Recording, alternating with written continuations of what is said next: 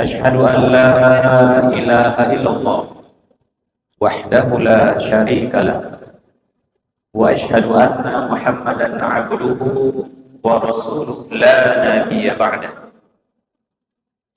Allahumma fassalli wa sallim ala nabiyyina Muhammadin wa ala alihi wa sahbihi ajma'in wa man ittaba'ahum bi ihsanin ila yaumiddin. Amma ba'du, ya ibadallah, usikum wa iyaya bittaqwallah, faqad fazal muttaqun. Ittaqullaha haqqa tuqatih wa la tamutunna illa wa antum muslimun. Faqala Allah Ta'ala fi kitabihil karim, na'udzu billahi minasy syaithanir rajim. Bismillahirrahmanirrahim. Walladzina jahadu fina lanahdiyannahum subulana wa innallaha lama'al muhsinin. Wa qala ta'ala fi ayatil ukhra, wattaqullaha wa yu'allimukumullah wallahu bikulli syai'in alim. Ma'asyiral muslimin rahimakumullah.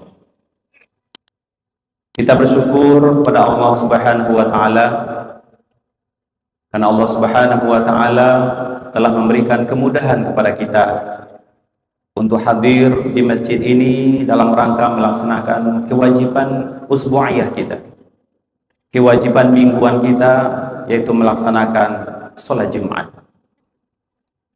Kita berdoa kepada Allah Subhanahu wa taala kiranya kehadiran kita di rumah Allah ini bisa menambah keimanan dan ketakwaan kita, bisa meningkatkan hubungan kita dengan Sang Pencipta.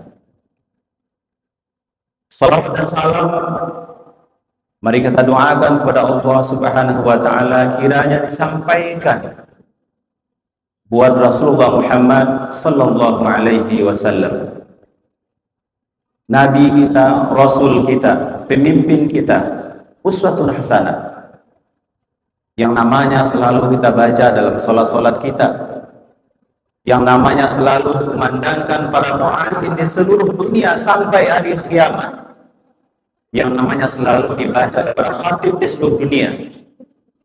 Maka mari kita selipkan dalam doa-doa terindah kita, kiranya Allah Subhanahu wa taala mempertemukan kita dengan orang yang kita cintai ini, dengan orang yang namanya selalu kita baca dalam salat-salat kita di yaumil akhir nanti.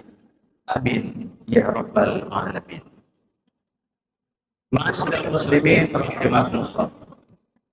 Dalam khutbah yang singkat ini, khatib memberi judul khutbah yaitu bersungguh-sungguh mencari ridha Allah. Kaum muslimin yang mulia, salah satu kunci kesuksesan manusia hidup di dunia ini adalah kesungguhan. Tidak ada orang yang sukses tanpa bersungguh-sungguh. Para ahli, para peneliti, dia bisa mendapatkan hasil penelitian yang terbaik setelah berkali-kali, bahkan ribuan kali melakukan penelitian. Thomas Alva Edison yang menemukan bola lampu itu pada penelitian yang ke-1000 dia baru bisa berhasil membuahkan hasil penelitian dia yang dia lakukan ribuan kali. Kata kuncinya adalah karena dia bersungguh-sungguh. Ada suatu kisah kita dengar di Kota Padang ini. Ada seorang pedagang asongan. Awalnya dia berkisah seperti itu. Dia hanya pedagang asongan, hanya pedagang kaki lima. Tapi karena kesungguhan dia berhasil menjadi orang yang kaya, menjadi pedagang yang sukses.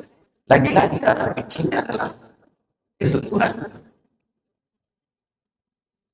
Maka kalau kita kaitkan dengan tugas kita selaku hamba Allah Subhanahu wa taala, Di dalam mendekatkan diri kita kepada Allah, mencapai takwa, mencari orang yang terdekat dengan Allah Subhanahu wa Ta'ala, juga kata kuncinya adalah kesungguhan.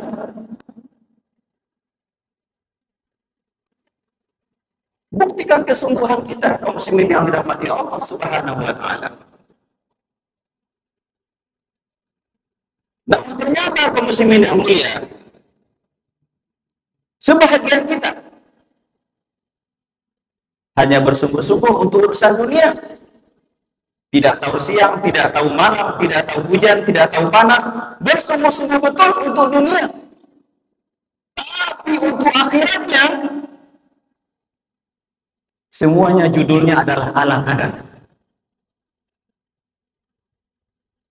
Semua judulnya adalah ala kadar. Sholat sekedarnya. Kadang sholat hanya di ujung-ujung waktu. Sholat hanya ketika waktu luang. Berinfak hanya sekedarnya, ala kadar. Begitu juga kalau kita baca, kita telisik lagi kesungguhan kita dalam baca Al-Quran. Banyak pengantin baru ketika dia menikah, maharnya adalah Quran. Tapi tidak dia baca Al-Quran ini. Hanya mahar untuk dipajang dalam lemari saja. Sampai dia bercerai. Sampai dia berpisah. Sampai dia meninggal. Padahal maharnya adalah satu buah Al-Quran dan seperangkat alat sholat. Tapi Qurannya tidak dia baca. Tidak nampak sesungguhnya sebagai orang yang beriman kepada Al-Quran Al-Karim. Ma'asyiral muslimin rahimakumullah. Maka agar kita sukses untuk kehidupan kita akhirat, yang kita tahu akhirat lebih panjang dari dunia, menyatakan dalam Al-Quran, wal akhiratu khairul laka minal ula, wal akhiratu khairul wadha. Akhirat yang panjang. Kalau kita tidak sungguh-sungguh di dunia, yang hari ini umur rata-rata orang Indonesia adalah 79 tahun, kita lalaikan 79 tahun, maka kita akan menikmati kesengsaraan khalidina fiha nanti di yaumil akhir.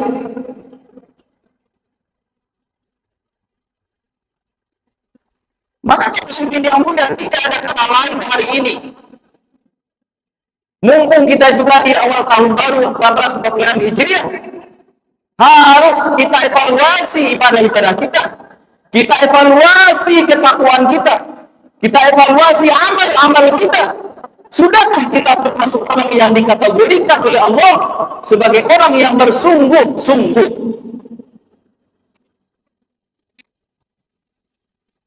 Salah satu contoh saja jemaah ma'asyiral muslimin rahimakumullah. Bagaimana ciri orang yang bersungguh-sungguh melaksanakan sholat? SOP-nya sudah jelas. Afdalu sholat fi awali waktiha. Sholat itu yang bersungguh-sungguh adalah di awal waktu. Standarnya sholatul jamaah afdalu min sholatil fardhi bi 27 darajatan. Indikator kedua sholat yang bersungguh-sungguh adalah berjamaah. Dilaksanakan di masjid atau di mushola. Nah, kita bisa evaluasi di muslimin yang berbahagia. Bagaimanakah sholat saya yang saya lakukan sehari-hari? Tidak sedikit di antara kita yang sholatnya dilaksanakan di akhir waktu. Ada masjid di sebelah ruangan kantornya, tapi dia sholat di kantor. Tidak mau berjamaah. Rasulullah sudah mengatakan bahwa sholat berjamaah afdal min sholatul fardhi. Sholat jamaah lebih afdal, lebih utama, lebih baik daripada sholat sendirian. Berapa? 27 derajat. Tapi karena kita belum bersungguh-sungguh, belum banyak orang yang sholatnya berjamaah.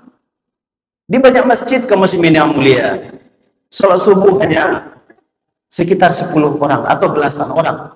Padahal di lingkungan itu, di komplek itu ratusan, tapi yang sudah sepuh hanya belasan orang saja. Ini perlu kita evaluasi, kaum muslimin yang mulia. Yang kedua adalah bagaimana kesungguhan kita dengan Al-Quran. Yang kita katakan ini adalah kitab suci. Yang kita katakan Quran adalah hudal linnas, pedoman kita, petunjuk kita. Sudahkah kita menjadikan diri kita, keluarga kita, rumah kita hidup dengan nuansa Quran?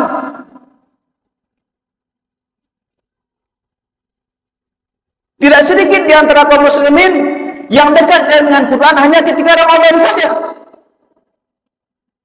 Musim dekat dengan Quran, tapi setelah Ramadan, mulai 1 Syawal, dia tidak lagi akrab dengan Al-Quran.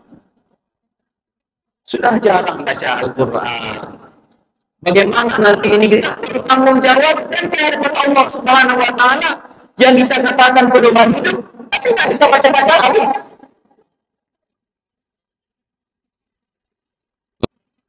Jangan berinteraksi dengan Al-Quran kecuali hanya dalam bulan Ramadan saja. Orang yang bersungguh-sungguh dengan Quran, para sahabat Rasulullah bersama para sahabat orang soleh, hari-harinya selalu berkelindan dengan Al-Quranul Karim. Ta'amul, selalu berinteraksi dengan Al-Quran. Maka mari kaum muslimin yang mulia, mumpung tahun baru Hijriah 20 Muharram 14 Hijriah hari ini, dekatkan di hati kita. Jadilah kita orang yang dekat dengan Quran. Rasulullah Muhammad SAW mengatakan, Iqra'ul Quran fa innahu ya'ti yawmal qiyamah syafi'an li ashabi. Bacalah Quran, pahamilah Al-Quran, karena Quran nanti akan menjadi syafaat bagi kita di yaumil akhir. Quranlah nanti akan membela kita, mempertahankan kita di hadapan Allah Subhanahu wa Ta'ala. Sejauh mana kita banyak membaca, memahami, bahkan mengamalkan, sebanyak itu pula nanti pembelaan dari Quran kepada kita. Berikutnya juga jemaah yang mulia, dari kesungguhan kita berinfak, bersedekah, perlu lagi kita evaluasi kaum muslimin yang mulia. Kita belajar dengan para sahabat Rasulullah, bagaimana para sahabat sampai hari ini terkenal dengan sedekah-sedekah mereka. Ada di Madinah itu sumur, namanya adalah Bir Usman. Sumur yang berdiri dulu adalah Usman. Sampai sepanjang kehidupan dikenal orang. Kalaupun kita tidak seperti itu, kaum muslimin yang mulia, bukan kita biasakan kita selalu bersedekah. Dan jangan kita cari uang yang paling kecil. Kalaupun kita belum sanggup mengeluarkan isi dompet kita seluruhnya, atau uang yang nilainya paling tinggi, minimal jangan yang paling rendah. Hari-hari kita selalu ada sedekah, sedekah, dan sedekah. Karena sedekah itulah bukti kebenaran kita beriman kepada Allah Subhanahu wa Ta'ala. Sedekah adalah bukti kecintaan kita kepada Allah Subhanahu wa Ta'ala. Sedekah itu adalah bukti bahwa kita betul-betul orang yang beriman, dengan balasan nanti di yaumil akhir, balasan yang lebih baik, lebih banyak daripada yang dijanjikan oleh Allah Subhanahu wa Ta'ala, daripada yang kita pikirkan hari ini. Lebih banyak yang diberikan Allah Subhanahu wa Ta'ala. Kaum muslimin rahimakumullah, banyak lagi yang akan kita evaluasi. Minimal hal-hal yang pokok-pokok yang penting-penting itu harus menjadi target kesungguhan kita. Jemaah yang berbahagia, apa janji Allah kepada orang yang bersungguh-sungguh? Surat Al-Ankabut ayat 69 sudah menjelaskan. Na'udzubillahi minasyaitonir rajim.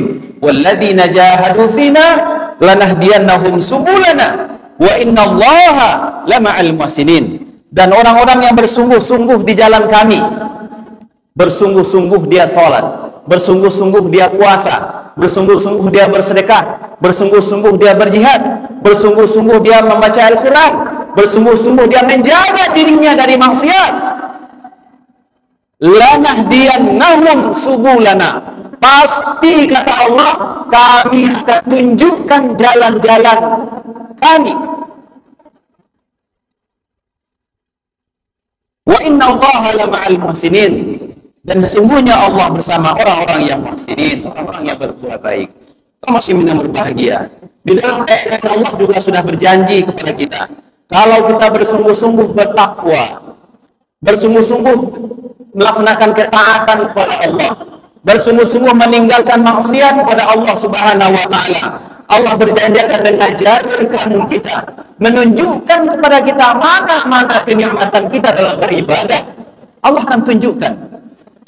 Allah nyatakan ini dalam surah Al-Baqarah ayat 222. Wattaqullaha wa yu'allimukumullah. Bertakwalah kamu kepada Allah. Bersungguh-sungguhlah kepada Allah. Kerjakan ketaatan, hindari maksiat, wa yu'allimukumullah. Allah akan mengajarkan kamu. Apa yang Allah ajarkan? Para mufassir banyak menjelaskan di yang mulia. Kita bersungguh-sungguh sholat, Allah akan mengajarkan kepada kita, akan menunjukkan kepada kita bagaimana indahnya sholat yang khusyuk. Yang barangkali sebagian besar kita, barangkali mungkin semua kita belum merasakan sholat yang khusyuk. Allah akan tunjukkan. Dengan bersungguh-sungguh kita melaksanakan sholat, Allah akan tunjukkan bagaimana indahnya, bagaimana nikmatnya kita melaksanakan sholat itu. Kalau Allah berikan nikmat khusyuk di dalam sholat. Kalau kita bersungguh-sungguh membaca Al-Quranul Karim, bersungguh-sungguh dekat dengan Al-Quran, Allah akan berikan ketenangan jiwa kepada kita ketika kita baca Quran. Ketenangan, perasaan, kekayaan batin yang Allah berikan kepada kita. Kalau kita baca dengan sungguh-sungguh, yang Allah tidak akan berikan kepada orang lain. Makanya seorang ulama, muslimin yang mulia, seorang ulama, seorang syahid, Sayyid Qutb, dia menjelaskan tafsirnya fi zilalil Quran. Dia ceritakan, dia nyatakan bagaimana indahnya hidup di bawah naungan Quran. Indahnya hidup di bawah naungan Quran. Sebuah perasaan yang tidak Allah berikan kepada orang lain, yang tidak intan, yang tidak berinteraksi dengan Al-Quranul Karim. Indahnya hidup di dalam lindungan Al-Quranul Karim, dan itu ditulisnya dalam pembukaan kitab tafsirnya, tafsir fi zilalil Quran. Kaum muslimin yang mulia, begitu juga yang lain. Indahnya bersedekah. Bagaimana kita merasakan kekayaan jiwa kita, kenikmatan kita ketika kita bersedekah. Dan kalau kita tidak bersedekah, ada yang kurang dalam jiwa kita. Hari ini saya tidak bersedekah, rasanya ada yang kurang. Kalau seperti itu jemaah yang mulia, berarti Allah sudah tanamkan ke dalam jiwa kita perasaan cinta dan indahnya bersedekah. Kaum muslimin dirahmati Allah Subhanahu wa taala. Mudah-mudahan kalau kita bersungguh-sungguh, Allah akan menunjukkan jalan-jalan keridhaannya kepada kita, jalan-jalan keindahan, jalan-jalan kenikmatan, dan itulah yang akan kita lalui sepanjang kehidupan kita. Dan kiranya kaum muslimin yang mulia, kalau kita bersungguh-sungguh dengan takwa, kalau kita bersungguh-sungguh dengan ibadah dan amal-amal kita, mudah-mudahan Allah tidak akan mencabut nyawa kita kecuali kita betul-betul menjadi orang yang Islam dalam perasaan kita, dalam keyakinan kita, akidah kita, Islam dalam amal-amal dan sikap kita, dan Islam yang kita tampilkan dalam pergaulan sehari-hari kita. Kaum muslimin yang mulia, barangkali itulah yang bisa khatib sampaikan dalam kesempatan ini. Yang kesimpulannya adalah, marilah kita evaluasi ketakwaan kita kepada Allah Subhanahu wa taala. Dan tidak ada jalan yang akan kita lakukan menjelang akhir kehidupan kita, dan masing-masing kita tidak ada yang tahu dengan akhir dari kehidupan kita kecuali bersungguh-sungguh mencari ridha Allah Subhanahu wa taala. Fa'tabiru ya ulil absar la'allakum turhamun.